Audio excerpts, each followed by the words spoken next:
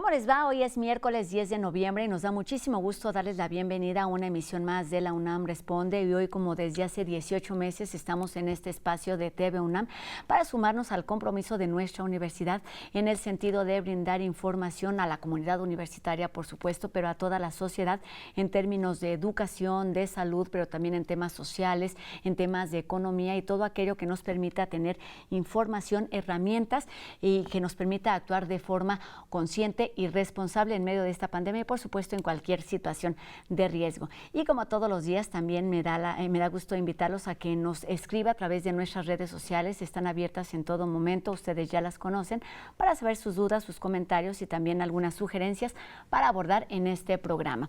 Y bueno, comenzamos el día de hoy, este miércoles, con noticias relacionadas con salud en nuestro país. Y es que ha comenzado la segunda Jornada Nacional de Salud Pública 2021, que se extenderá hasta el 16 de noviembre. Durante este periodo se atiende a la población de todas las edades en diferentes especialidades como nutrición, prevención y educación para la salud. Se está aplicando también la vacuna contra la influenza y también se brindan otros servicios pensando en atender enfermedades más comunes en temporada de frío, por ejemplo, aquellas relacionadas con las vías respiratorias. La población de todas las edades puede acudir a las unidades médicas móviles que se instalan en plazas públicas, parques y mercados en todo el territorio.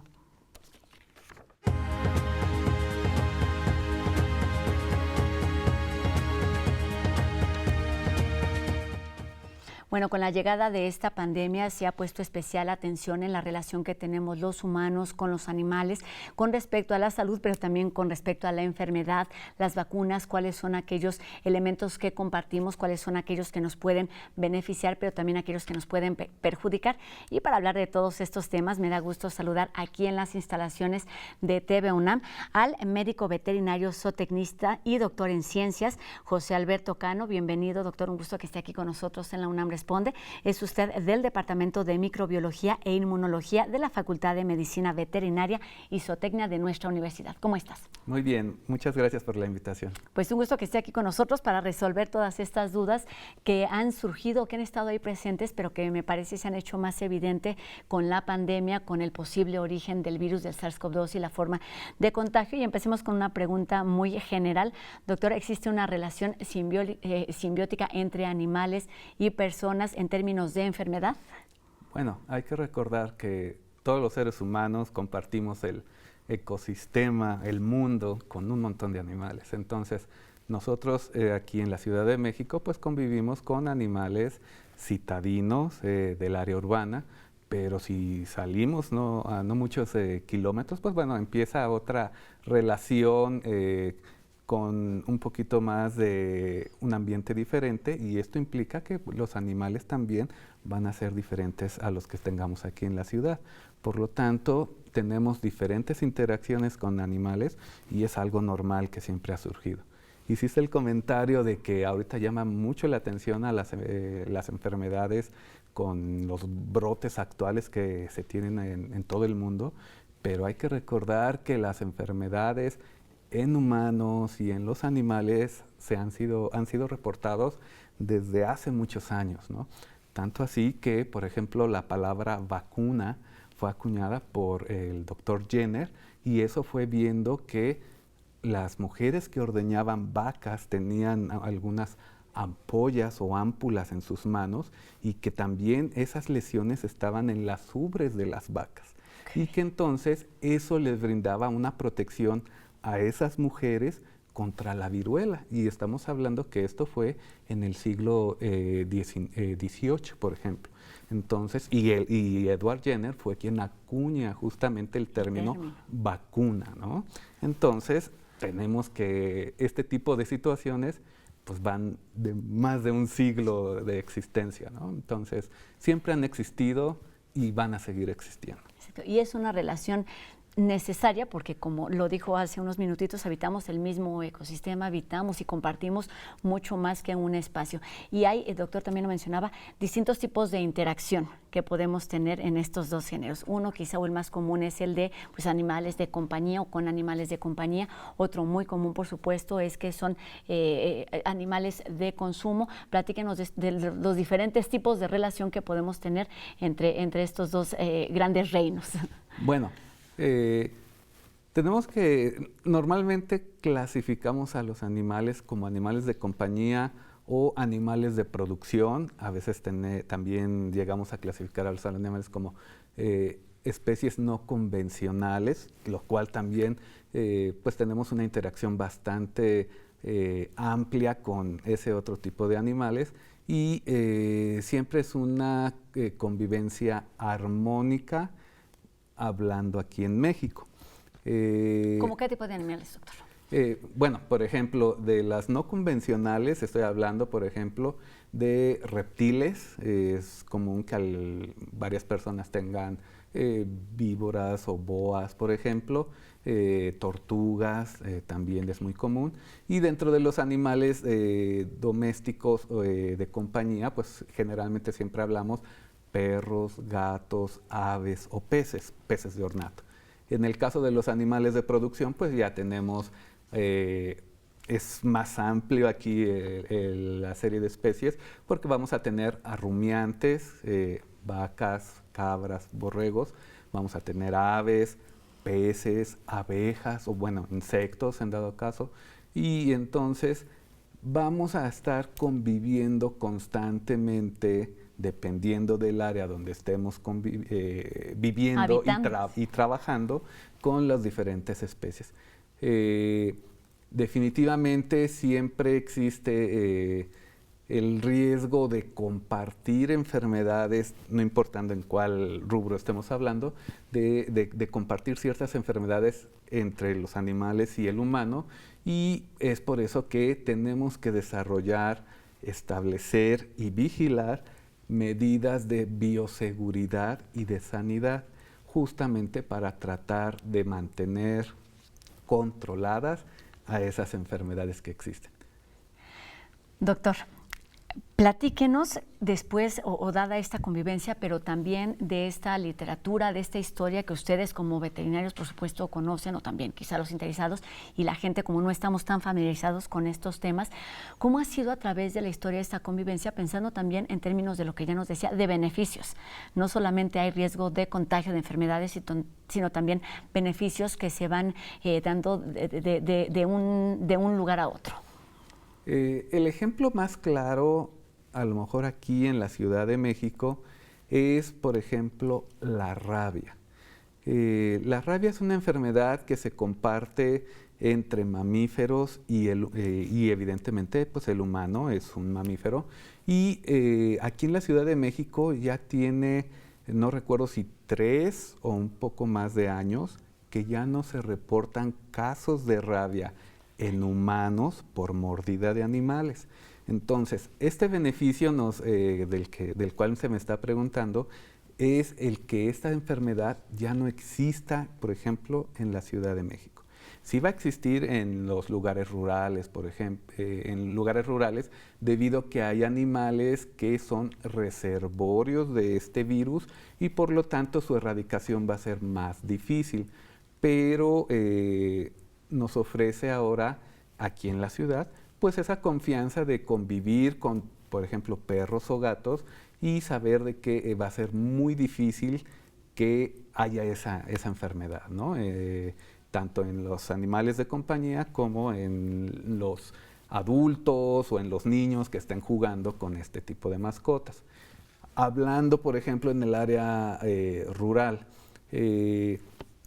era muy común, por ejemplo, en algunas ocasiones, no me tocó a mí, pero sí le tocó a algunos familiares que iban a comprar carne de cerdo.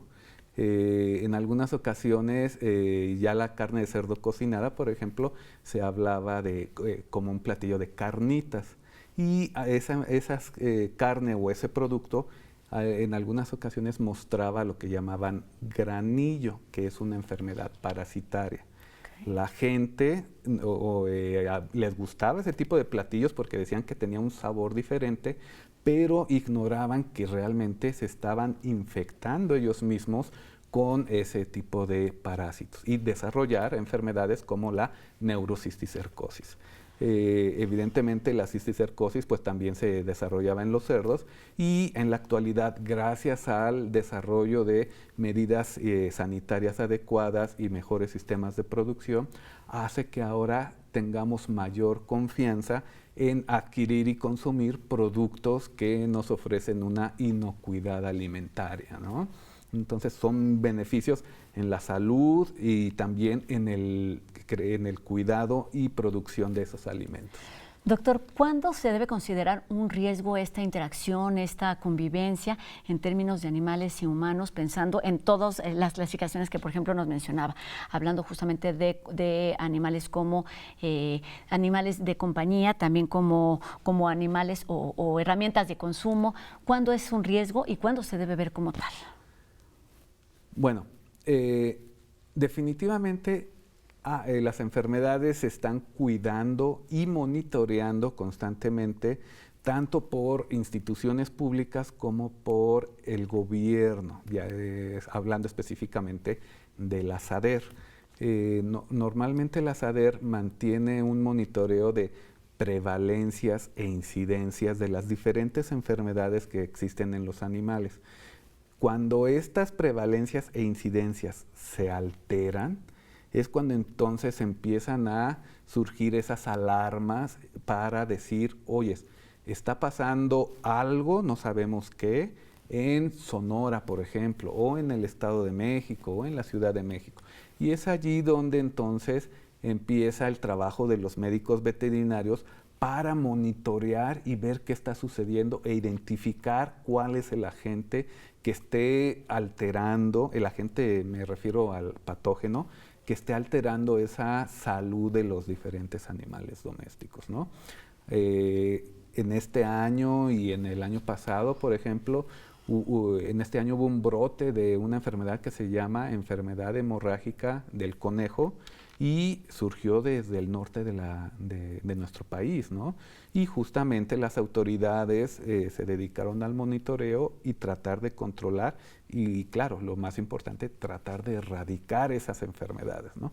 El año pasado también hubo otros brotes de otras enfermedades y normalmente, bueno, es el trabajo de la Secretaría, de las instituciones públicas y también de los médicos veterinarios en producciones privadas, el estar monitoreando estas enfermedades y evidentemente si las detectan, pues es avisar a las autoridades para que se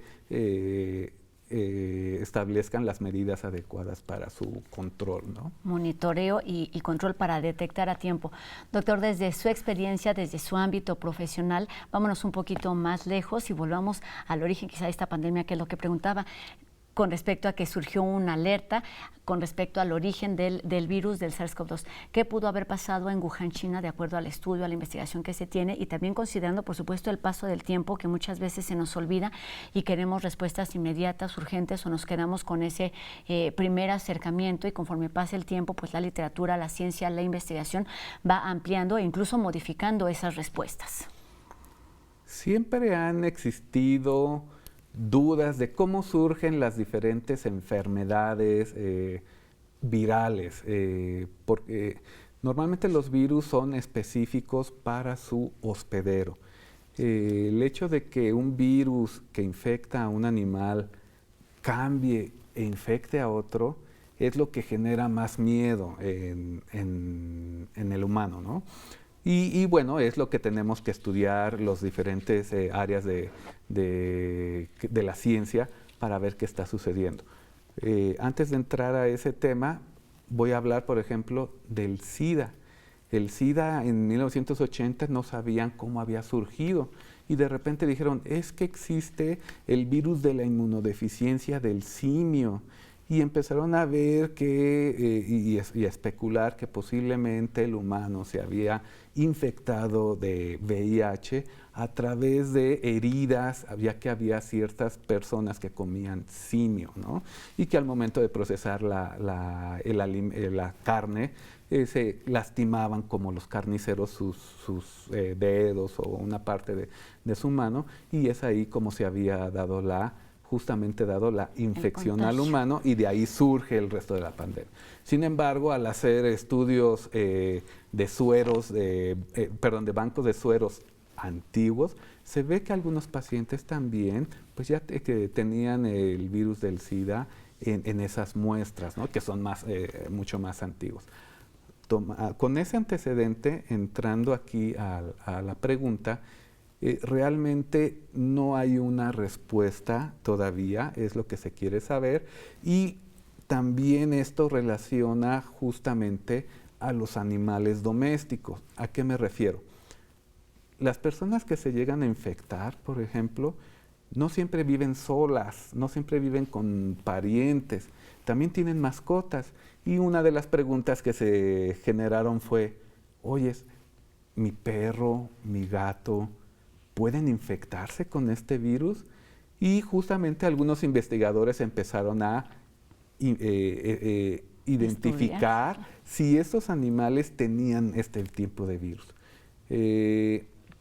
Hay algunos artículos que hacen, voy a decir, un árbol genealógico de los virus, específicamente del coronavirus, y empiezan a clasificarlos como alfa, beta, gamma, delta coronavirus, y se empieza a ver que el virus que infecta al humano es un beta coronavirus, y por ejemplo que los que infectan a los perros y gatos son alfa coronavirus. Entonces, dentro de un árbol genealógico están separados.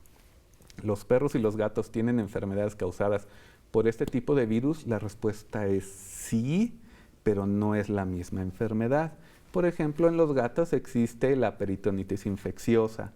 En los perros también existe enfermedades causadas por el coronavirus, pero no quiere decir que nosotros, por ser propietarios de un perro o un gato, pues nos vamos a enfermar o a contagiar con ese tipo de virus. Nuevamente, los virus generalmente son específicos para su hospedero. Van a surgir mutaciones que van a permitirle al virus infectar a otras especies, puede suceder, y es lo que la ciencia trata de explicar, cómo es que surge esta enfermedad. Actualmente, bueno, se sospecha porque está reportado que el pangolín y algunos murciélagos están infectados o son hospederos de este coronavirus que nos tiene aquí con esta pandemia del COVID-19, pero al menos en perros y gatos no hay algún reporte de que esos animales, por ejemplo, hayan infectado a otras personas. Sí se ha detectado que, o sí se ha reportado que han sido o tienen el virus como tal, no que hayan desarrollado la enfermedad. Exacto, pero sí. Entonces es lo que se trata de estudiar. Y estamos hablando de unos cuantos casos nada más. Y esto aplica, doctor, también para las distintas enfermedades. Nos mencionaba hace unos minutitos la rabia. Sucede, podemos enfermar o compartir enfermedades como la rabia. La diferencia es que se desarrolla, se manifiesta y se trata de forma distinta. Las enfermedades normalmente cuando se comparten depende de qué tanto afecten a los animales y qué tanto afecten al humano. ¿A qué me refiero? Muchas veces, hace unos 4 o 5 años, hubo un brote de influenza. Y hace 10 hubo un brote, el de hace 4 años fue en aves, y hace 10 años hubo un brote de influenza en humanos, que hasta la ciudad, no sé si todo el país se cerró, pero al menos la ciudad estuvo desierta como inicios del año pasado, ¿no? Sí. ¿Los animales domésticos desarrollan influenza? La respuesta es sí. ¿Los humanos desarrollan influenza? También. ¿Son virus iguales? La respuesta es no. El virus de la influenza de las aves infecta solo a las aves, el virus de la influenza del humano infecta al humano, ¿no? Entonces, es difícil contestar que una vacuna aplique para todas las enfermedades porque normalmente los patógenos son específicos para cada especie y cuando hay una enfermedad se desarrolla la vacuna para la especie que queremos proteger. Evidentemente sí se va a estudiar para ver si esa vacuna puede aplicarse a ampliar su gama de protección hacia otros hospederos, pero juegan otros factores. El principal factor, por ejemplo, que existe en el área veterinaria es el precio. ¿Por qué? El ejemplo más claro que yo doy, por ejemplo, en mis clases es un pollo rostizado del más caro, vamos a decir que cuesta 100 pesos. La vacuna ahorita que se están aplicando del COVID, hay unas que cuestan $10 y entonces, pues si usáramos esas vacunas con los pollos rostizados, definitivamente no sería negocio, ¿no? No es rentable. Entonces, normalmente, por ejemplo, en el área de avícola, las vacunas deben de costar 7 centavos, 11 centavos de peso. O sea, tienen que ser muy baratas para que se pueda generar un producto económicamente viable y que se pueda brindar al público en general, ¿no? Doctor, lo escucho y pienso en como la infinidad o la gran cantidad de variables que se deben considerar cuando estamos hablando, como lo planteamos en un inicio, de salud humana y de salud animal, pero por supuesto un tema del que no podemos dejar, porque además lo ha ido mencionando en distintos momentos, son las vacunas. ¿Cómo se da esta interacción, estos beneficios de ida y vuelta, si un grupo está vacunado, cómo beneficia al otro y cómo además esto sirve para crear algún tipo, no sé, de inmunidad, de protección con respecto al mismo virus o a los distintos que se van presentando y generando, porque sabemos que además es parte de la vida cotidiana y de nuestra relación como seres vivos? Normalmente las vacunas las usamos para proteger a una población determinada contra cierta enfermedad. En el área veterinaria, nuestra labor es, generar esas vacunas y 2, administrarlas, pero mediante una serie de acciones planeadas. Es decir, si sabemos que en tal época, vamos a decir que en época de lluvia se presenta una alta incidencia de cierta enfermedad, pues sabemos que previo a esa etapa tenemos que empezar a vacunar. No puedo generalizar porque tenemos un país muy amplio, diverso, y entonces necesitamos adaptarnos a cada estado, a cada lugar donde estemos trabajando para desarrollar los esquemas de vacunación en el área veterinaria. Entonces, sí nos tenemos que adaptar y hay muchos tipos de vacunas. Se hablan que en la actualidad tenemos 3 generaciones de vacunas. Las más comunes, que son las vacunas de primera generación, están basadas en los organismos como tal, en los virus o en las bacterias que nosotros vamos a manejar y les vamos a llamar como vacunas atenuadas o vacunas inactivadas. Okay. Esas son las más comunes. ¿Por qué? Porque tal vez sean las más accesibles económicamente.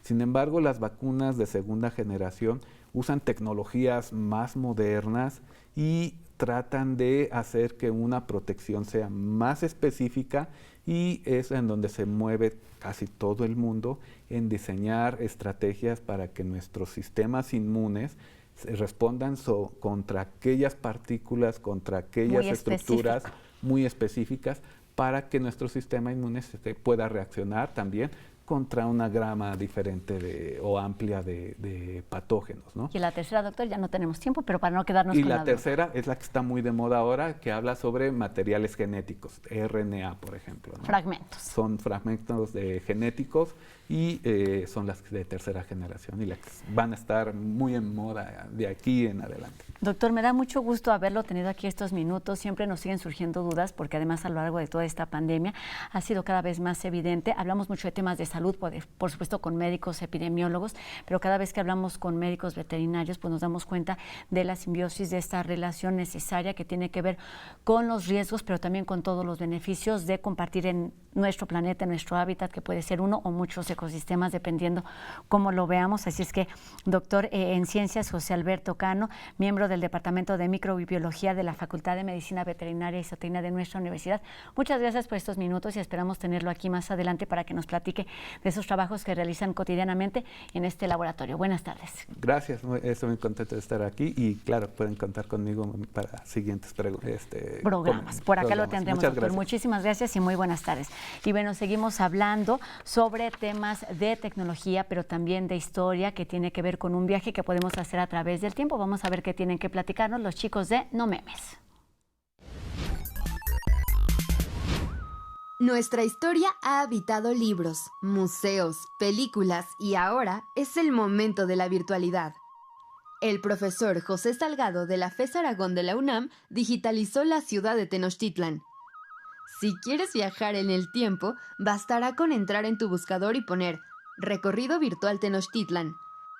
Gracias a un avatar podrás recorrer las avenidas mexicas, pasearte por la zona ceremonial o visitar alguno de los edificios. La reconstrucción digital fue creada a partir de la maqueta que se encuentra en el Museo del Templo Mayor. Cada edificio fue digitalizado a gran detalle, tanto que en las escalinatas del Hueyteocalli pueden verse manchones de sangre para señalar el sitio donde se realizaban los sacrificios humanos. En este viaje en el tiempo, el usuario podrá conocer para qué servía cada edificación y las deidades a las que estaba consagrado. Además, te sumergirá con una banda sonora interpretada por Caracolas y Teponaztlis. Los proyectos con desarrollo virtual permiten acercar a nuevas generaciones a nuestra historia con atractivos visuales y sonoros. Esperamos que este proyecto sea punta de flecha para nuevos desarrollos históricos virtuales. Nos vemos en el siguiente No Memes. Pues enhorabuena y muchas felicidades por este proyecto, orgullosamente Aragón, que se sigan dando este tipo de conocimientos, de interacciones para que todos tengamos cada vez más posibilidades de acercarnos a lugares un poquito desconocidos. Y con esto terminamos nuestro programa de hoy y los invitamos a que nos acompañen el día de mañana en una emisión más de La UNAM Responde. Gracias a todo el equipo que lo hace posible. Mi nombre es Rosa Brizuela y nos vemos aquí 2:30 por TV UNAM. Adiós.